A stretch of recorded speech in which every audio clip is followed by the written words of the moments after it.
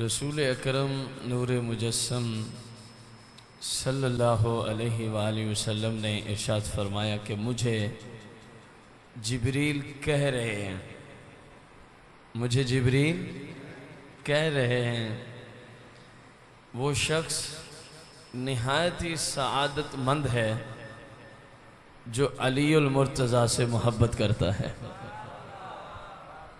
मुझे जिब्रील कह रहे हैं वो शख्स निहायत ही सआदतमंद है फिद दुनिया वल आखिरा, जो अलीउल मुर्तज़ा से क्या करता है, मोहब्बत करता है।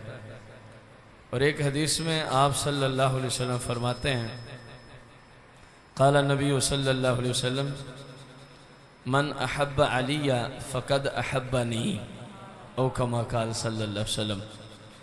फरमाया जिसने अली से मोहब्बत की, मन अहब्बा अलिया, जिसने अली से मोहब्बत की, फ़क़द अहब्बनी, उसने अपने नबी से मोहब्बत की है।